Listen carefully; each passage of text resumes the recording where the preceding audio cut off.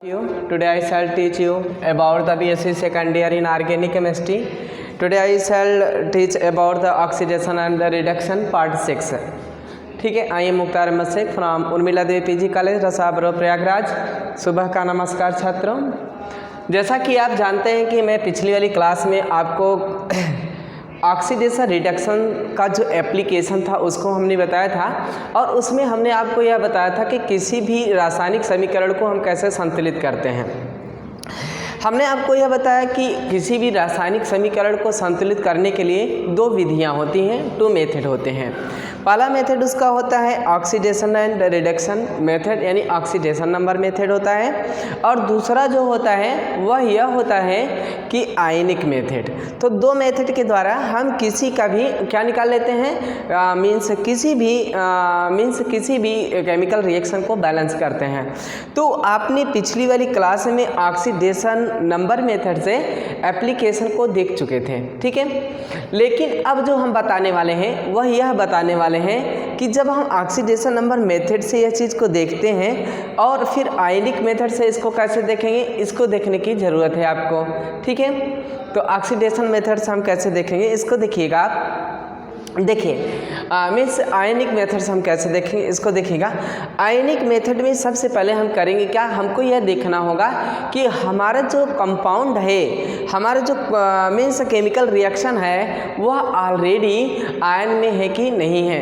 यदि वह आयन में नहीं है तो हमें उसे क्या करना होगा, उसे हमें आयन में चेंज करना होगा, ठीक है। क्या करना होगा, हमें उसे आयन में चेंज करना होगा। यदि वह आयन में नहीं है तो उसे हमें आयन में चेंज करना होगा, और यदि ऑलरेडी वह आयन में है तो हमें उसे आयन में चेंज करने की कोई भी ज़रूरत नहीं है। तो आप यहाँ पर देख सकते हैं कि Cr2O7 2 माइनस है, प्लस H प्लस है, प्लस I1 माइनस है, और फिर एरो लगा हुआ है, Cr3 प्लस है, प्लस I2 है, और प्लस H2O है।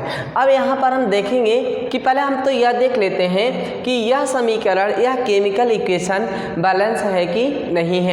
तो इसमें हम क्या करेंगे कि इसको देखने के लिए हमें क्या होगा, जैसे Cr2O7 2 माइनस है, प्लस H प्लस है, प्लस I1 माइनस है, Cr3 प्लस है। तो बेटा आप यहाँ पर देख सकते हैं कि यहाँ पर Cr2 कितने हैं, Cr2 बोला जा रहा है, यानी जो यहाँ पे Cr2 है वह 2 है। कितने हैं Cr2 भाई, Cr2 यहाँ पर 2 हैं, और यहाँ पे Cr2 यानी क्रोमियम कितना है भाई, 1 है। तो यहाँ पे 2 और यहाँ पे क्या हो गया, 1। तो क्या यह समीकरण बैलेंस में है, नहीं है ना। इधर H कितने हैं भाई, 1 H है, और इधर H कितने हैं, 2 H हैं, है ना। I कितने हैं, 1, और इधर I कितने हैं, 2। तो आपने देखा कि आपके पास जितने भी एटम थे ऑलरेडी वह देखिए 7 ऑक्सीजन इधर है ना, और इधर 1 ऑक्सीजन है। तो ज़रा सोचने की बात है, क्या यह समीकरण संतुलित है, नहीं। It is not balance chemical equation, यह बैलेंस केमिकल इक्वेशन नहीं है। बोलिए है क्या, नहीं है, क्यों, क्योंकि आपने सबको देखा कि वह बैलेंस नहीं थे ना। तो Cr2O7 2 minus, plus H plus plus I1 minus, आपने यह देखा कि यह एक इक्वेशन जो है यह बैलेंस इक्वेशन नहीं है। तो फिर क्या हुआ, ये प्रॉब्लम हो गया ना बाबू, ये प्रॉब्लम हो गया। इसलिए प्रॉब्लम हो गया क्योंकि इक्वेशन तो संतुलित नहीं था ना, तो हमें इसलिए क्या करना पड़ेगा, सलूशन करना पड़ेगा, ठीक है। तो सलूशन करने के लिए हम क्या करेंगे, पुनः हम इक्वेशन को लिख देते हैं। यहाँ पे इक्वेशन, सॉरी यहाँ पे इक्वेशन आप यहाँ पे देखिएगा कैसे, किस तरह से हम करेंगे, है ना। ठीक देखते रहिएगा। देखिए तरीका देखिएगा कैसे होता है, ठीक है, कोई घबराने की बात नहीं है, आपको सब समझ में आ जाएगा। Cr2O7 2 minus, plus H1 plus, plus I1 minus, फिर Cr3 plus, plus I2 plus H2। ये देखिए, तो आपने यहाँ पे देखा कि Cr2O7 2 माइनस है, प्लस H1 प्लस है, प्लस I1 माइनस है, तीर लगाया, Cr3 प्लस हो गया, प्लस I2 हो गया, और प्लस क्या हो गया, H2O हो गया। तो जब यह कंडीशन है तो ऐसी स्थिति में अब हमें यहाँ पे इसकी जो विधि होती है में से किसी भी रासायनिक समीकरण को संतुलित करने की जो विधि है वह यह विधि होती है कि उसमें हमको यह देखना होता है कि ऑक्सीडेशन नंबर, हमको जानना होगा कि ऑक्सीडेशन नंबर कैसे निकालते हैं। ऑक्सीडेशन नंबर हमको निकालना चाहिए, और हम जैसे ही ऑक्सीडेशन नंबर को निकाल लेंगे तुरंत हम यह जान लेंगे कि किसका घट रहा है और किसका बढ़ रहा है। तो पहले हमको ऑक्सीडेशन नंबर निकालना होगा। तो हमने आपको पिछली क्लास में ऑक्सीडेशन नंबर निकालना बताया भी था, और आप इसे यहाँ पर देख भी सकते हैं। तो आप जब यहाँ पे इसका ऑक्सीडेशन नंबर निकालेंगे तो मैं यहीं कहीं पे आपको दिखा भी दे रहा हूँ। जैसे ऑक्सीडेशन नंबर कई बार मैंने बताया, और अब आपको ना समझ में आए तो बेकार है। Cr2O7 2 माइनस है, मुझे इसका ऑक्सीडेशन नंबर निकालना है। तो मैंने बताया था कि ओवरऑल जो चार्ज होता है उसको ले लिया जाता है, ठीक है। अब यहाँ पे क्या हो गया, Cr हो गया, तो ये क्या हो गया, 2x हो गए, और प्लस क्या हो गया, C1 हो गया, और यहाँ क्या हो गया, -2, और बराबर क्या होगी, -2, ठीक है। तो 2x प्लस 7 -2 बराबर -2, और यहाँ पे क्या हो गया, 2x प्लस माइनस से माइनस 2 7 14 हो गया, और ये क्या हो गया, -2, तो 2x बराबर हो गया -2 प्लस 14, और 2x बराबर क्या हो गया, प्लस 12, तो 2 1 के 2 2 6 12 हो गए, तो x बराबर क्या हो गया, +6, x बराबर क्या हो गया, +6। तो यहाँ पर आप देख सकते हैं कि इसका जो ऑक्सीडेशन नंबर आ रहा है वो क्या आ रहा है, +6 आ रहा है। अब ये देखिए +6 यहाँ है और +3 यहाँ है, तो फिर आप समझ सकते हैं कि +6 से +3 में बढ़ रहा है कि घट रहा है। तो आप यहाँ पे देख सकते हैं कि जब हम +6 से +3 में जाते हैं तो +3 यहाँ पे डिक्रीज हो रहा है, जिससे हम रिडक्शन कहेंगे, जिसे हम क्या कहेंगे, रिडक्शन। Very nice. अब तो आपको समझ में आ गया होगा कि हमने ऑक्सीडेशन नंबर निकाला है। ऑक्सीडेशन नंबर में हमने आपको यह बताया है कि ऑक्सीडेशन नंबर निकालते समय जब भी कोई रहेगा इसका ओवरऑल जो होगा वही ओवरऑल यहाँ पे हो जाएगा, और जिसका निकालना होगा ऑक्सीडेशन नंबर उसे हम इस तरह से करेंगे। तो 2x प्लस 7, और ये क्या हो गया, -2, ओवरऑल कितना हो गया, -2 हो गया। तो 2x - 4 3 इसकल टू क्या हो गया, -2, 2x बराबर क्या हो गया, -2 प्लस 14, तो 2x बराबर क्या हो गया, +12, देख के 2 6 12 हो गया। तो x बराबर क्या आ गया, +6, x बराबर क्या आ गया, +6। तो आपने देखा यहाँ पे +3 इसलिए लिखा गया है कि यह पता चले कि यहाँ पे क्रोमियम के ऊपर 3+ आयन दिया हुआ है। क्या दिया हुआ है, क्रोमियम के ऊपर 3+ आयन दिया हुआ है, इसलिए मैंने +3 किया। तो आपने देखा कि +6 से यहाँ पे क्रोमियम का +6 था, यहाँ पे क्रोमियम का क्या था, +6 था, बट यहाँ पे क्रोमियम का क्या हो गया, +3 हो गया। तो आप ही बताइए कि अगर हम +6 से +3 में जा रहे हैं तो घट रहा है कि बढ़ रहा है, घट रहा है। तो कितना घट रहा था, 3 घट रहा। अब घटना ही क्या होता है, रिड्यूस कहलाता है ना। अब घटन ही क्या कहलाता है, रिड्यूस कहलाते हैं। तो यहाँ रिडक्शन हो गया। अब यहाँ पर देखिए I है, तो बेटा बताओ I है तो इसका ऑक्सीडेशन, I के ऊपर 1 माइनस है तो कितना ऑक्सीडेशन नंबर होगा, -1 हो जाएगा। पूछिए क्यों, इसलिए -1 हो जाएगा क्योंकि जो -1 है वह उसके ऊपर 1 माइनस चार्ज है, इसीलिए ना। फिर I2 है, तो I2 कितना हो गया भाई, 0 हो गया। तो -1 और यहाँ I2 हो गया तो कितना हो गया, 0 हो गया ना। तो जब ये 0 हो गया तो -1 से 0 में जा रहा है तो बढ़ रहा है, क्योंकि माइनस वैल्यू 0 से कम होती है। तो यह क्या हो गई आपकी ऑक्सीडेशन। तो आपकी यह क्या हो गई, ऑक्सीडेशन। सॉरी इसके लिए, इसलिए क्योंकि हमने सोचा कि माइनस हो रहा है ना, तो ऐसा लगा हमको, इसके लिए क्षमा करिएगा। यहाँ पे आपका होगा ऑक्सीडेशन। क्या हो गया, ये ऑक्सीडेशन। तो इस तरह से हमने पाया कि +6 से +3 में जा रहा है, तो यहाँ पे क्या हो रहा है, रिडक्शन हो रहा है। और -y से -i के ऊपर 1 माइनस, फिर I2 0 हो रहा है, तो फिर क्या हो जा रहा है, ऑक्सीडेशन हो रहा है ना। क्या हो रहा है, ये ऑक्सीडेशन हो रहा है। तो ठीक है, अब इसमें हम क्या करते हैं, हमने आपको बताया हुआ था कि सबसे पहले जिसका ऑक्सीडेशन होता है उसे एक समीकरण से हम बाहर निकालते हैं। तो हम सबसे पहले यहाँ क्या करेंगे, OHR। OHR का मतलब क्या होता है, ऑक्सीडेशन हाफ रिएक्शन। तो यहाँ पर हम ऑक्सीडेशन हाफ रिएक्शन जो हमारा रिएक्शन है ऑक्सीडेशन का, उसे हमने क्या किया, बाहर ले लिया। ठीक है, ऑक्सीडेशन हाफ रिएक्शन, जिसे हमने क्या कहा, OHR। तो ऑक्सीडेशन हाफ रिएक्शन जो हो रहा है वो कहाँ से कहाँ हो रहा है, मीन्स I- से हो रहा है ना भाई, कहाँ से कहाँ हो रहा है, I- से I2 में हो रहा है, इस तरह से बोलिए, सही है ना। I- से कहाँ हो रहा है, I2 में। तो कितने I2 हैं, 2 हैं, तो यहाँ मैंने क्या कर दिया, 2 का गुणा कर दिया। अब यहाँ पे क्या हो गया, 2 माइनस हो गए, तो यहाँ पे मैंने क्या कर दिया, 2 इलेक्ट्रॉन कर दिए ना। तो I से I2 में जा रहा है, I के ऊपर 1 माइनस था, तो I को मैंने बैलेंस किया, और I को बैलेंस करने के लिए मैंने क्या जोड़ा बेटा, 2 जोड़ा, 2 मुझसे मल्टीप्लाई किया क्योंकि I2 था ना। फिर ये कितना तैयार हो गया, 2 माइनस हो गए, फिर यहाँ क्या हो गया, 2 इलेक्ट्रॉन हो गए। अब इस प्रकार से यह क्या हो गया, इक्वेशन फर्स्ट हो गए। क्या हो गई ये, इक्वेशन फर्स्ट हो गए। दूसरी चीज़ें देखिएगा, RHR। तो RHR का मतलब क्या होता है, रिडक्शन हाफ रिएक्शन होता है ना। RHR का मतलब क्या होता है, देखिए देख लेते हैं कि ये नीचे दिखाई दे रहा है कि नहीं दिखाई दे रहा है कि नहीं, ठीक है, सही सही, ओके, बहुत सही है, बिल्कुल सही। अब देखिएगा दिखाई दे रहा है, लेकिन अगर हमें संभवतः इसको हम साइड में लिखें तो और बेटर होगा, तो हम इसे साइड में ही लिखते हैं, ठीक है। तो यहाँ देखिएगा साइड में लिखने से हम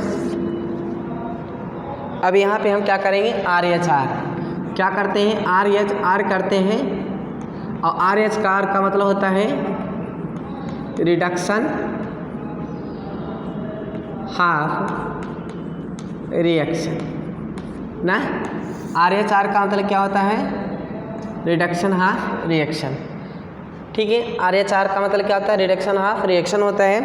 तो जिसका रिडक्शन हो रहा है अब हम उसको ले लेंगे। तो किसका हो रहा था रिडक्शन, Cr2O7 2 माइनस का, Cr2O7 2 माइनस का किस में हो रहा है, Cr3 प्लस में। Cr2O7 का 2 माइनस का किस में हो रहा है, Cr3 प्लस में।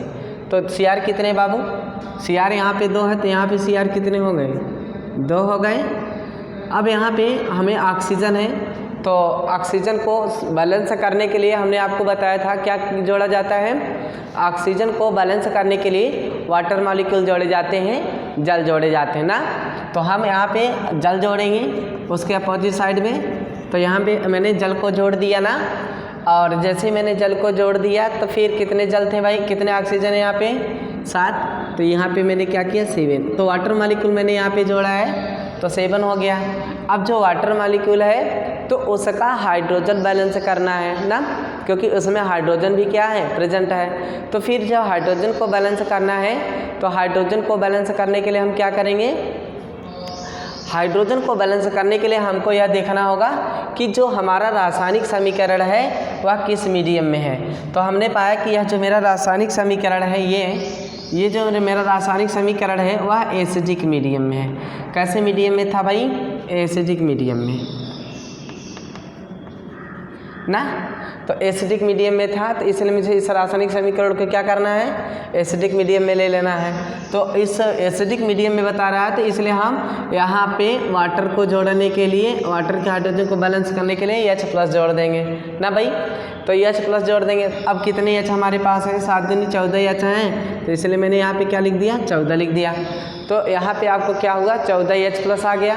यानी कि वाटर मॉलिक्यूल के हाइड्रोजन को बैलेंस करने के लिए हमको हाइड्रोजन आयन को जोड़ना पड़ा है, और यह हाइड्रोजन आयन 14 H+ जोड़ा गया है ना बाबू, ठीक है। अब देखिए, अब हम एक बार देख ही लेते हैं कि यह बैलेंस है कि नहीं है। देखिए 2 Cr है तो 2 Cr हो गया, 7 O है तो 7 O हो गया, 14 H है तो 14 H हो गया। आयन देख लीजिए, 2 माइनस है तो 14 प्लस है, 14 में से 2 माइनस घटाएंगे तो 12 प्लस हो जाएंगे, और 2 तिहाई क्या हो जाएंगे, 6 प्लस हो जाएंगे, ठीक है। अब देखिए इधर हमारे पास कितने थे, इधर हमारे पास 14 प्लस 14 में से 2 के 12 है ना भाई, 12 क्या आ रहे हैं, प्लस आ रहे हैं। और हमको कितना प्लस चाहिए था, है ना, हमको 6 प्लस चाहिए था ना। तो 12 प्लस आ रहे हैं तो 6 माइनस होने चाहिए, तो 12 में से 6 के क्या हो जाएगा, 6 आ जाएंगे ना।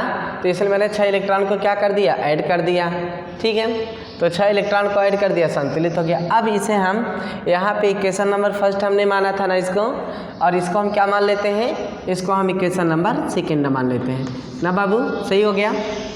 अब इक्वेशन फर्स्ट और सेकंड दो चीज़ें हो गई। अब हमको यह देखना होगा कि जो हमारा इक्वेशन फर्स्ट और सेकंड है उसको हम किस तरह से मल्टीप्लाई करेंगे।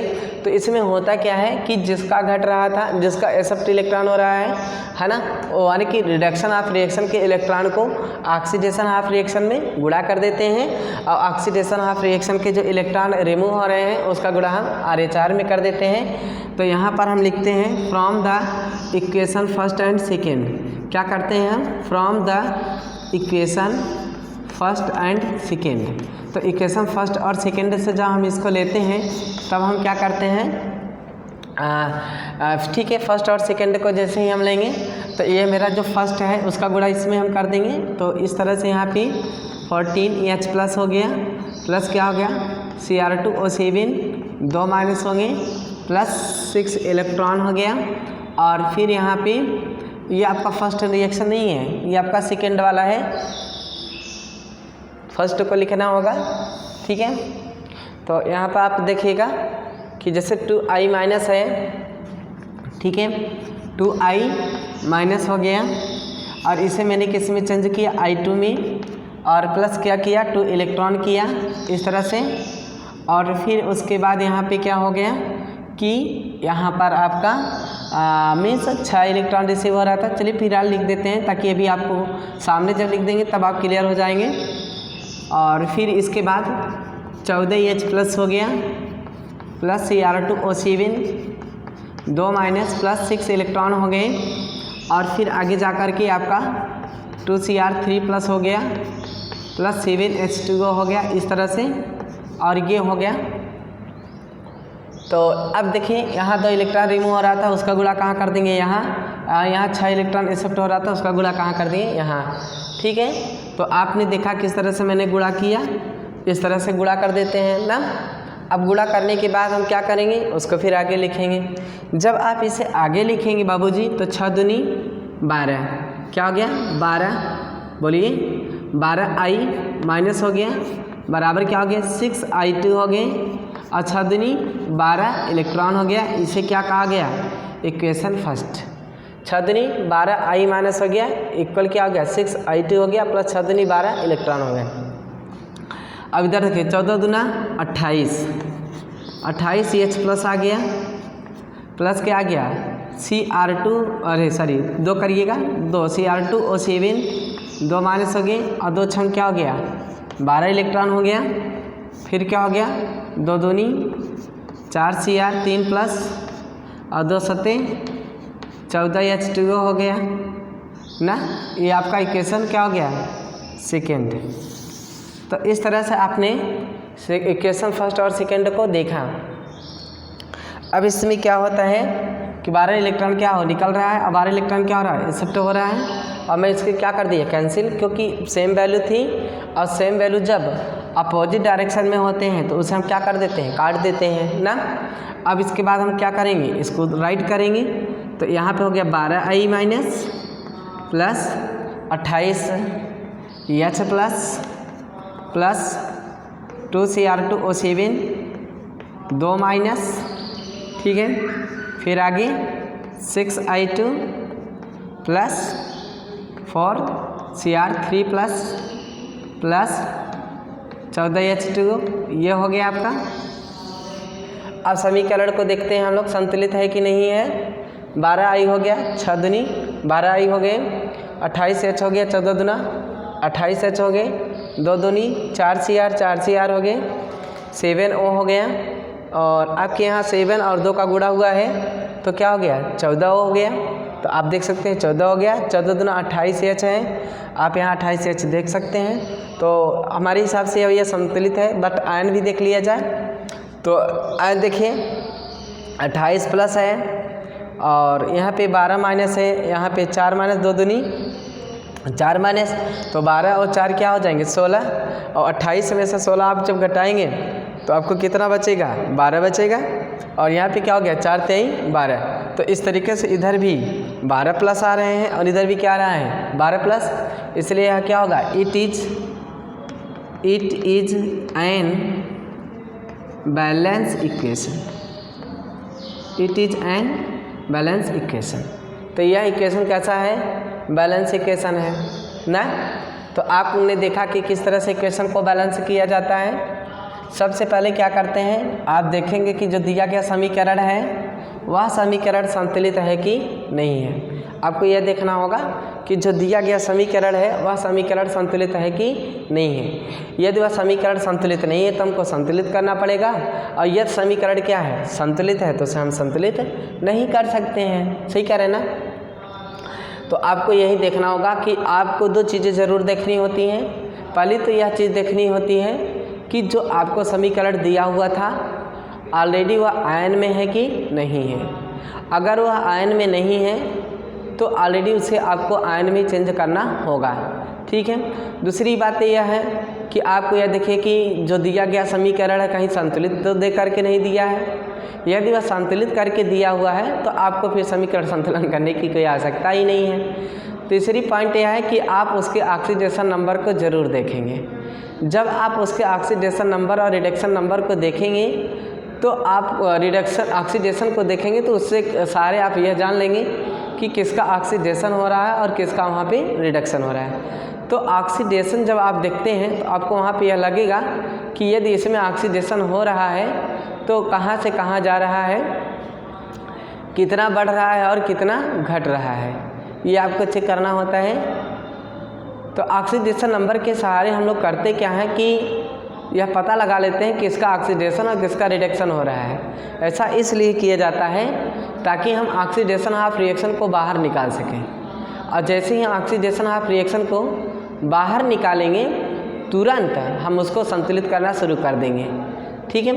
तो ऑक्सीडेशन हाफ रिएक्शन को जैसे ही मैंने बाहर निकाला, जिसे हम ऑक्सीडेशन हाफ रिएक्शन कर रहे हैं OH है ना, तो उसको जैसे ही बाहर निकाला एक एक एटम को हम देखना शुरू करेंगे, उसको संतुलित करेंगे। अब यहाँ पे समस्या यह आती है कि अगर उस समीकरण के अंदर कहीं ऑक्सीजन है ना, तो ऑक्सीजन को संतुलित करने के लिए हमको वाटर मॉलिक्यूल ऐड करना होगा। ठीक है। ऐसा नहीं कि कोई भी कंपाउंड ऐड कर दीजिए, वाटर मॉलिक्यूल आप ऐड करेंगे, और जैसे ही आप वाटर मॉलिक्यूल को ऐड करेंगे तब आप वहाँ पर यह देखेंगे कि वाटर मॉलिक्यूल जैसे ही ऐड होगा तब उसमें एक नया विडंबना आ जाएगी, हाइड्रोजन को कैसे संतुलित करें। अब हाइड्रोजन को संतुलित करने के लिए आपको माध्यम देखना होगा कि अभिक्रिया किस माध्यम की है, यह अभिक्रिया क्षारीय है कि अम्लीय है। अगर एसिडिक मीडियम है तो आप उसके वाटर मॉलिक्यूल के हाइड्रोजन को संतुलित करने के लिए H+ जोड़ेंगे, और यदि आपका मीन्स बेसिक है तो आप उसको संतुलित करने के लिए OH- जोड़ेंगे। तो ये तरीका होता है। ठीक है। तो H+ और OH- का केस होता है। अब इसमें यहाँ पर एक बात और आती है बहुत अच्छी कि जो हमारा एसिडिक मीडियम में है H+ है तो हाइड्रोजन को बैलेंस कर लेंगे, है ना, OH- को भी ऐड कर। ठीक है, क्लियर हो गया। अब बारी बारी से हम वाटर को भी बैलेंस कर लिए और उसके ऑक्सीजन को भी बैलेंस कर लिए, और साथ ही सारे एटम को भी आयन के कैटायनिक या एनायनिक एटम को भी बैलेंस कर लिए। अब हमको देखना यहाँ पे यह होगा कि उसके सभी आयन संतुलित हैं कि नहीं है। यदि उसके सभी आयन संतुलित है तो ठीक है, और नहीं है तो आपको यह देखना होगा कि अगर OH है तो तीर के बैक साइड इलेक्ट्रॉन को ऐड नहीं करना होगा, इलेक्ट्रॉन जिधर घट रहा होगा उधर ही तो ऐड करना होता है। ठीक है। तो आप तीर, लेकिन ऑक्सीडेशन हाफ रिएक्शन में आप हमेशा तीर जो लगाएंगे वह हमेशा जो इलेक्ट्रॉन रिमूव करेंगे वह तीर के उस साइड ही करेंगे, तो आप दो इलेक्ट्रॉन वहाँ से क्या कर देंगे, रिमूव कर देंगे। तो इस तरीके से आप पाएंगे कि जैसे ही मैंने तो इलेक्ट्रॉन को रिमूव किया है वह तुरंत किस में हो गया, मीन्स दो इलेक्ट्रॉन जैसे ही वो रिमूव हो गया आप देखेंगे ऑटोमेटिकली वह तुरंत संतुलित हो जाएगा ना। जो भी इलेक्ट्रॉन आपको वहाँ पे रिमूव करेंगे, 2 इलेक्ट्रॉन नहीं, जो भी इलेक्ट्रॉन आप रिमूव करेंगे आप उसको इलेक्ट्रॉन को केटान एनान को संतुलित करने के लिए। तो इस प्रकार से आपने जब पाया कि मीन्स आपका ऑक्सीडेशन हाफ रिएक्शन के तहत आपने जो पाया कि जो इक्वेशन था जो आपने उसको अच्छी तरीके से संतुलित किया हुआ था, उसको आपने यह देखा कि हाँ ऑक्सीडेशन हाफ रिएक्शन को भी आपने संतुलित कर लिया है। अब जैसे ही आपने ऑक्सीडेशन हाफ रिएक्शन को संतुलित किया, अब उसके बाद आप करेंगे क्या उसको संतुलित करेंगे रिडक्शन ऑफ रिएक्शन को। जब आप रिडक्शन ऑफ रिएक्शन को संतुलित करेंगे तो उसको भी यही चीज़ें होगी, हर एक एटम को संतुलित करेंगे। हर एटम को संतुलित करने के बाद फिर उसमें आप क्या करेंगे कि यह देखेंगे कि यह मीन्स हर एक एटम को आप संतुलित करेंगे और संतुलित करने के बाद अब आप यह देखेंगे कि यह समीकरण संतुलित हुआ कि नहीं हुआ ना भाई। तो मीन्स रिडक्शन ऑफ रिएक्शन में भी क्या होगा कि रिडक्शन ऑफ रिएक्शन में भी आप यही देखेंगे कि सारी चीज़ें वही रहेंगी, हर एक एटम को आप संतुलित करेंगे और हर एक एटम को संतुलित करने के बाद फिर उसके वाटर मॉलिक्यूल को संतुलित करेंगे और वाटर मॉलिक्यूल के ऑक्सीजन को संतुलित करने के लिए आप हाइड्रोजन को संतुलित करने के लिए H को जोड़ेंगे या OH- को जोड़ेंगे। अब यहाँ पर एक अंतर आता है, ऑक्सीडेशन ऑफ रिएक्शन से यहाँ पे एक अंतर आता है। अंतर यह आता है कि जब हम रिडक्शन ऑफ रिएक्शन कराने लगते हैं तो जो हमारा इलेक्ट्रॉन तीर के आगे रहता था अब वह तीर के पीछे साइड रहेगा, क्योंकि वहाँ पे एक्सेप्ट इलेक्ट्रॉन होगा ना। तो तीर के कहाँ होगा, पीछे साइड। जब हम इसे तीर के पीछे साइड लिख देंगे, रिडक्शन ऑफ रिएक्शन करके उसे राइट कर देंगे, तो इस प्रकार से हम एक लाइनिंग खींच देंगे और जैसे ही हम लाइनिंग खींचेंगे तुरंत अब हम यह पाएंगे कि अब हमें करना क्या है कि जो इलेक्ट्रॉन इसमें रिडक्शन ऑफ रिएक्शन में एक्सेप्ट हो रहे थे उसका गुणा हम ऑक्सीडेशन हाफ रिएक्शन में कर देंगे और जो ऑक्सीडेशन हाफ रिएक्शन में रिमूव इलेक्ट्रॉन हो रहा था उसका गुणा हम RH में कर देंगे। और करने के बाद फिर अपोजिट डायरेक्शन में सेम इलेक्ट्रॉन हो जाएंगे, उसको हम cancel two the each other कर देंगे और फिर हमारा जो शेष बचा रहेगा उसको हम ऐड करते चले जाएंगे। और जब हम उसको ऐड कर देंगे तो ऑलरेडी उसको ओवरऑल एक इक्वेशन मिलेगा और उस ओवरऑल इक्वेशन पे फिर हम बारी बारी से चेक करेंगे कि इसका एटम संतुलित है कि नहीं या इसका एटम संतुलित है कि नहीं, या फिर उसके बाद फाइनली में हम लोग आयन को क्या करेंगे, आयन को चेक करेंगे कि आयन उसका संतुलित है कि नहीं है। तो इस प्रकार हमने पाया कि एक समीकरण हमारा तैयार हो जाता है और जिसमें हम सब कुछ देख लेते हैं और इसमें it is an balance chemical equation हो जाता है या एक संतुलित समीकरण हो जाता है। ठीक है, इसको अगर आपको डिटेल पढ़ना हो तो आप इसके लिए प्यूरी शर्मा की बुक नहीं, आप इंटर लेवल की एक बुक आती है जिसमें आपको हम बता दें इंटर लेवल की बुक में है आपका KN शर्मा की बुक है, बहुत ही अच्छी बुक है। उससे अगर यदि आप स्टडी इसको करते हैं तो हमें पूरी तरह से दावा है कि आपको वह समझ में आ जाएगा। और हमें तो लगता है कि आपको यह वीडियो अच्छा भी लगा होगा, क्योंकि यहाँ पे किसी भी प्रकार के बकवास नहीं किए गए हैं, सारी चीज़ें अच्छे से बताई गई, डिटेल बताया गया है और आप इसे देख भी सकते हैं, कहीं से कोई कसर छोड़ा नहीं गया है।